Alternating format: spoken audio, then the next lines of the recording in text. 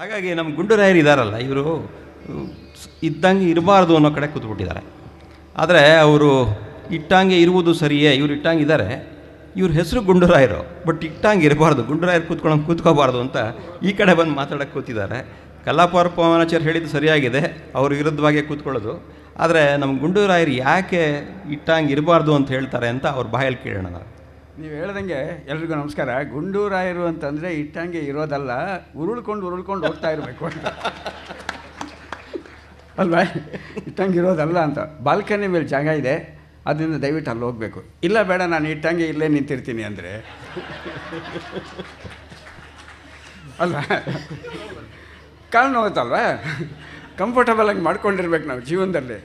ಎಲ್ಲ ದೇವರು ಕೊಟ್ಟಾಗ ಸೀಟ್ ಇದೆ, ಜಾಗ ಇದೆ, ಆರಾಮಾಗಿ ಸ್ವಲ್ಪ ಜರುಗಿ ಹಿಂಗೆ ಮಾಡ್ಕೊಂಡು ಎಲ್ಲ ಕೂತ್ಕೊಂಡು ಇರುವಾಗ ಯಾಕೆ ನಾವು ಇಟ್ಟಂಗೆ ಇರ್ತೀವಿ ಅಂತ ಸುಮ್ಮನೆ ಕಷ್ಟಗಳನ್ನೆಲ್ಲ ಇನ್ವೈಟ್ ಮಾಡೋದು ಅಲ್ವಾ? ಹರಿದಾಸ ಹಬ್ಬ 24ನೇ ವರ್ಷ ಕಾಲಿಡ್ತಾ ಇದೆ, ಮುಂದಿನ ವರ್ಷ 25. ಇಟ್ಟಂಗೆ ಇರುವೇನು ಹರಿ ಅಂತ ಇದ್ದಿದ್ರೆ 24 ವರ್ಷ ಆಗ್ತಾನೇ ಇರಲಿಲ್ವಲ್ಲ. ಮೊದಲನೇ ದೇವರು ನಮಗೆಲ್ಲ ಕೊಟ್ಟಾಗ ಇಟ್ಟಂಗೆ ಇರೋದಲ್ಲ ನಿನ್ನ ಉದ್ದೇಶ. ಹೊಡಿ, ಕುರುಕ್ಷೇತ್ರ ಜ್ಞಾಪಿಸ್ಕೊಳ್ಳಿ ನೀವು ಆಗ್ಬಿಟ್ಟು. ಏನು ಹೇಳೋದ ಧರ್ಮರಾಯ, ನಮಗೆ ಯುದ್ಧ ಬೇಡ, ನಮ್ಗೆ ಬೇಡ, 5 ಹಳ್ಳಿ ಕೊಡು, ಇಂದ್ರಪ್ರಸ್ಥ ವಾಪಸ್ ಕೊಟ್ಬಿಡಿ, ಇಲ್ಲ ಆಗಲಿಲ್ಲ ಅಂದರೆ 5 ಹಳ್ಳಿ ವಾಪಸ್ ಕೊಡಿ, ಅದು ಆಗಲ್ಲ ಅಂದರೆ ಪರವಾಗಿಲ್ಲ, ನಾವು ಅಲ್ಲೇ ಇರ್ತೀವಿ, ಕಾಡಲ್ಲೇ ಇರ್ತೀವಿ ಅಂತ. ಇರಬೇಡ, ಇಟ್ಟಂಗೆ ಇರುವೆನು.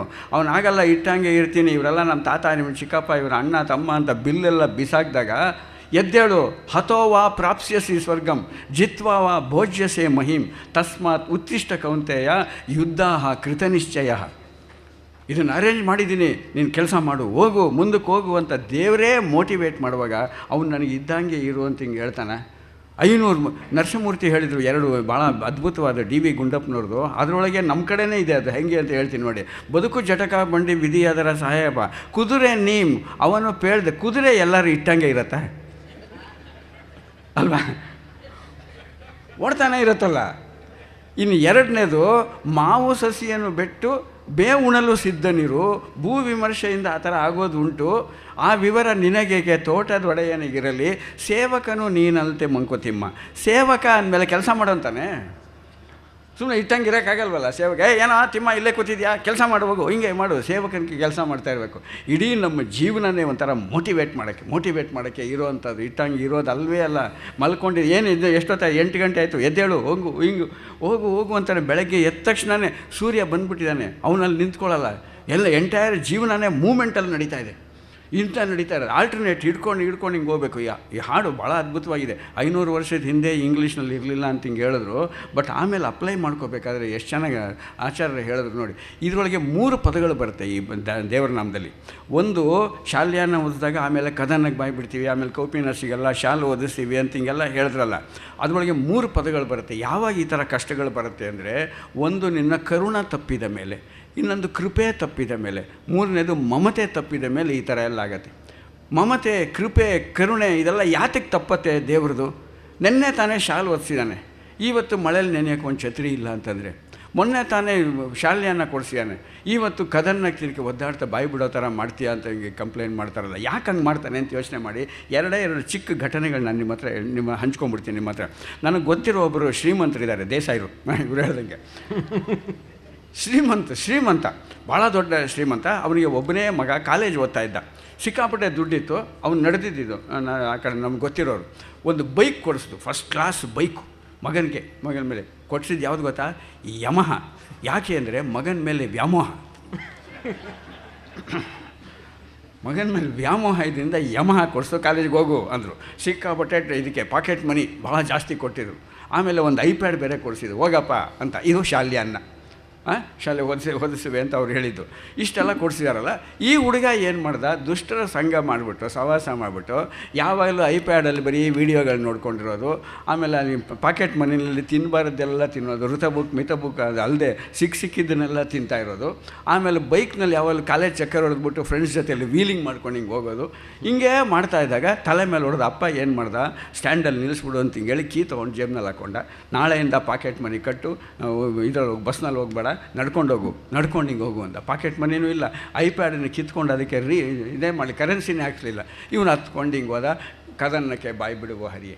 ಇದರೊಳಗೆ ಅಪ್ಪಂದೇನು ಮಿಸ್ಟೇಕ್ ಹೇಳಿ ಸರ್ ಅಲ್ವಾ? ಈ ಹುಡುಗ ಉಳಿಸ್ಕೊಳ್ಳಿಲ್ಲ ತಾನೇ.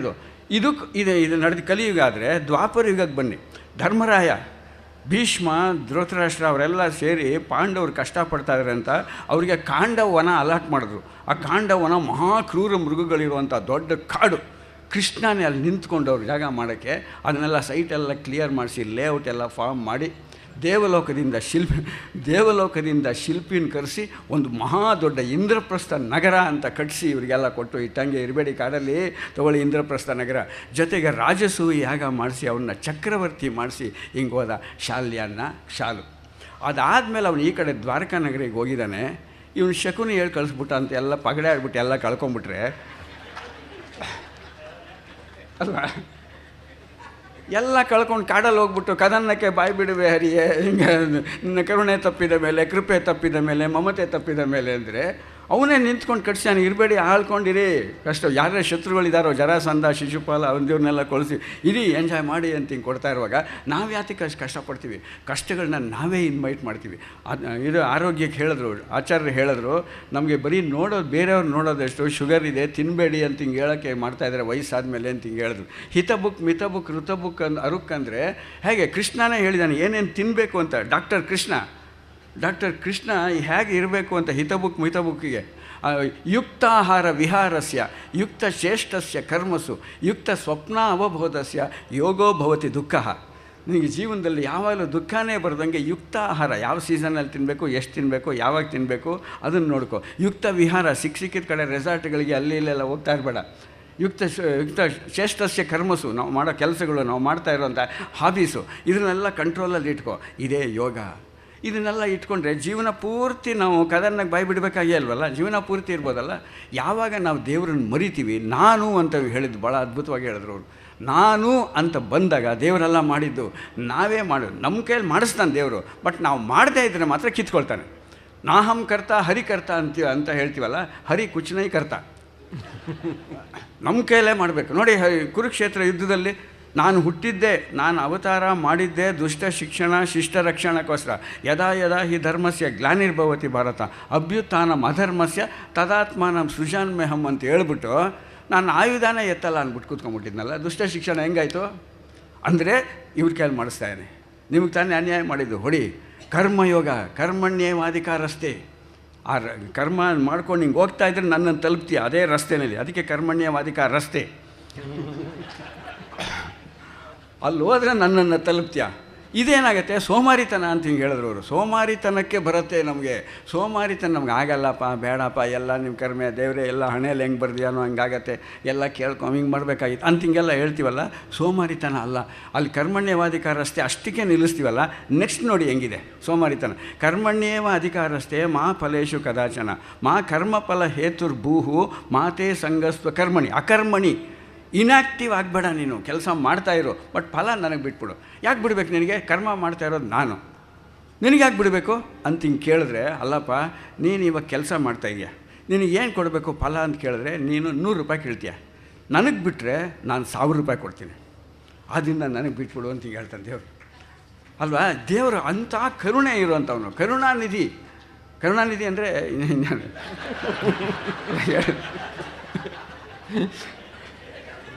ಅಲ್ಲ ಸೊ ಇದನ್ನು ನಮಗೆ ಅಂದ್ಕೊಳ್ತಾ ಇರೋದು. ಹಂಗಿರುವಾಗ ನಮ್ಮ ಮಕ್ಕಳು ಇಮ್ಯಾಜಿನ್ ಮಾಡ್ಕೊಳ್ಳಿ, ನಮಗೊಂದು 5-6 ಜನ ಮಕ್ಕಳಿದ್ದರೆ ಎಲ್ಲ ಮಕ್ಕಳನ್ನು ದೇವ್ರ ಹತ್ರ ನಮಗೆಲ್ಲ ಸಾಮಾನ್ಯವಾಗಿ ನಾವು ಒಂದು ಕಂಪ್ಲೇಂಟ್ ಮಾಡ್ತೀವಿ ದೇವ್ರ ಬಗ್ಗೆ. ಏನಪ್ಪ ಅಂದರೆ ನನಗೆ ಯಾವಾಗಲೂ ಕಷ್ಟ ಕೊಡ್ತಾನೆ, ನನ್ನ ಪಕ್ಕದಲ್ಲಿರೋ ಆಚಾರ್ಯರು ಎಷ್ಟು ಸುಖವಾಗಿದ್ದಾರೆ, ಅವ್ರು ಎಷ್ಟು ಸುಖವಾಗಿದ್ದಾರೆ, ನನಗೆಲ್ಲ ಕಷ್ಟ ಕೊಡ್ತಾನೆ ಅಂತ ಹಿಂಗೆ ಅಂದಾಗ ದೇವ್ರಿಗೆ ಅಕಸ್ಮಾತ್ ತಂದೆಗೆ ಒಬ್ಬ 4 ಜನ ಮಕ್ಕಳಿದ್ದರೆ ಒಬ್ಬನಿಗೆ ಮಾತ್ರ ಮಗನ ಪ್ರೀತಿಯಿಂದ ನೋಡ್ಕೊಂಡು ನಿನ್ನ ಮಿಕ್ಕಿದವ್ರಿಗೆಲ್ಲ ಹಂಗೆ ಮಾಡ್ತಾನೆ ಅಂತ ಒಂದು ಕ್ವಶನ್ ಯೋಚನೆ ಮಾಡಿ. ಈ 2ನೇ ಕ್ವಶನ್ನು ಇನ್ನೊಂದು ನಾವು ಕಂಪ್ಲೇಂಟ್ ಮಾಡೋದೇನು ಅಂದರೆ ದೇವರು ನನಗೆ ಹುಡುಕೊಂಡು ಕಷ್ಟ ಕೊಡ್ತಾನೆ. ನಮ್ಮ ಲೊಕೇಶನ್ ಎಲ್ಲಿದೆ ಅಂತ ಹುಡುಕಿ ಅವನು GPS ನಮಗೆ ಹುಡುಕೊಂಡು ಆಕ್ಸಿಡೆಂಟ್ ಆಗೋದು, ಕಾಯಿಲೆ ಬರೋದು, ಹಿಂಗೆ ಬರೋದು, ಹಿಂಗೆ ಮಾಡ್ತಾನೆ ನಮಗೆ ಅಂತ ಹಿಂಗೆ ಅಂದ ತಕ್ಷಣ ದೇವ್ರ ಹತ್ರ ಹೋಗಿ ಕೇಳಿದ್ರಂತ ಒಬ್ಬ ಕೃಷ್ಣನ ಹತ್ರ ಹೋಗಿ, ಹೌದೇನಪ್ಪ ದೇವರೇ ನೀವು ಎಷ್ಟೊಂದು ಕಷ್ಟ ಕೊಡ್ತೀಯಂತೆ, ಕೆಲವ್ರಿಗೆ ಮಾತ್ರ, ಅದರೊಳಗೆ ಯಾರೋ ಒಬ್ಬ ಹೇಳ ಅವನಿಗೆ ಮಾತ್ರ ಕಷ್ಟ ಕೊಡ್ತೀಯಂತೆ, ಇವ್ರಿಗೆಲ್ಲ ಸುಖವಾಗಿರ್ತೀರಂತೆ, ಹೌದಾ? ಕೃಷ್ಣ ಏನು ಹೇಳ್ತಾನೆ ಗೊತ್ತಾ ಆನ್ಸರು? ಇಲ್ಲ, ತಪ್ಪು ತಿಳ್ಕೊಂಡಿದ್ದೀರಾ. ಸಮೋಹಂ ಸರ್ವಭೂತೇಶು ನಮೇ ದ್ವೇಷ್ಯೋಸ್ತಿ ನ ಪ್ರಿಯ. ನಾನು ಎಲ್ಲ ಜೀವರಾಶಿಗಳನ್ನು ಸಮವಾಗಿ ನಾನು ನೋಡ್ತೀನಿ. ನನಗೆ ಯಾರ ಮೇಲೂ ದ್ವೇಷವೂ ಇಲ್ಲ, ಯಾರ ಮೇಲೂ ಪ್ರೀತಿಯೂ ಇಲ್ಲ. ಹಾಗಿದ್ರೆ ಮತ್ತೆ ಯಾತಕ್ಕೆ ಕಷ್ಟ ಕೊಡ್ತಾ ಇದ್ದಾರೆ? ಹಾಗಿದ್ರೆ ನಾನು ಮಾಡಿರುವಂಥ ಸೇವೆ ಇಲ್ಲ, ನಾನು ಮಾಡಿರೋ ಉಪವಾಸ ಇಲ್ಲ, ನಾನು ಮಾಡಿರೋ ತೀರ್ಥಯಾತ್ರೆ ಇಲ್ಲ, ನಾನು ಮಾಡಿರೋ ಪೂಜೆ ಪುನಸ್ಕಾರ ಇಲ್ಲ, ದೇವ್ರ ಭಕ್ತ ನಾನು. ನಮೇ ಭಕ್ತ ಪ್ರಣಶ್ಯತಿ. ನನ್ನ ಭಕ್ತರು ಯಾವತ್ತೂ ತೊಂದರೆ ಕೊಡಲ್ಲ, ನಾಶ ಕೊಡಲ್ಲ. ನೋಡಿ, ಅದಕ್ಕೆ ಕರೆಂಟ್ ಫುಲ್ ಹೋಗಲಿಲ್ಲ, ಸುಮ್ಮನೆ ಹಿಂಗೆ ಕಷ್ಟ ಕೊಡ್ತಾನೆ, ವಾಪಸ್ ಇಮ್ಮಿಡಿಯೇಟಾಗಿ ವಾಪಸ್ ಬರುತ್ತದು. ನಮೇ ಭಕ್ತ ಪ್ರಣಶ್ಯತಿ. ನಂಬಿ ಕೆಟ್ಟವರಿಲ್ಲವೋ ರಂಗಯ್ಯನ, ನಂಬದೇ ಕೆಟ್ಟರೆ ಕೆಡಲ್ಲ. ಅದು ನಮಗೂ ಏನು ಸಂಬಂಧ ಇಲ್ಲ. ಇಲ್ಲಿ ಕೊನೆಯಲ್ಲಿ ಈ ಹಾಡಿನ ಈ ದೇವರ ನಾಮದ ಕೊನೆಯಲ್ಲಿ ಯಾತಕ್ಕೆ ಕರುಣೆ ತಪ್ಪಿದ ಮೇಲೆ, ಕೃಪೆ ತಪ್ಪಿದ ಮೇಲೆ ಮತ್ತು ಮಮತೆ ತಪ್ಪಿದ ಮೇಲೆ ಅನ್ನೋದಕ್ಕೆ ಒಂದೇ ಒಂದು ಸಣ್ಣ ಪದ್ಯ. ಗಂಗಾ ಜನಕ ಪಾಂಡುರಂಗ ನಿನ್ನ ಭಕ್ತರ ಸಂಘವಿರಲಿ, ದುಷ್ಟ ಜನರ ಸಂಘ ಬೇಡ. ನಾವು ದುಷ್ಟ ಜನರ ಸಂಘ ಮಾಡಿದ್ರಿಂದ ಕರುಣೆ ತಪ್ಪತ್ತೆ, ಕದರ್ನಾಗ ಬಾಯಿ ಬಿಡುವಂಗೆ ಮಾಡ್ತೀವಿ, ಹಿಂಗೆ ಮಾಡ್ತಾಯಿರ್ತೀವಿ. ಅಂಗನೆಯರ ಕೂಡಿ ಅನಂಗ ಬಾಣಕ್ಕೆ ಸಿಲುಕಿ ಭಂಗವ ಪಡಲಾರೆ ಶ್ರೀರಂಗ ವಿಠಲ. ಅದಕ್ಕೆ ಕಷ್ಟ ಬರುತ್ತೆ. ಆದ್ದರಿಂದ ನಾವು ದೇವ್ರನ್ನ ನೆನೆಸ್ಕೊಂಡು ನಮ್ಮ ಕೆಲಸ ಎಲ್ಲ ನಾವು ಇರೋಣ. ಸೋಮಾರಿತನ ಅಲ್ಲ ನಮಗೆ. ಹರಿಯೇ ಇಟ್ಟಂಗೆ ಇರುವೇನು ಹರಿಯೇ, ಸರಿಯೇ ಅಂದ್ರೆ ನನ್ನ ಕೇಳಿದ್ರಲ್ಲ, ಸರಿ ಅಲ್ಲ, ನೆಸಸರಿ.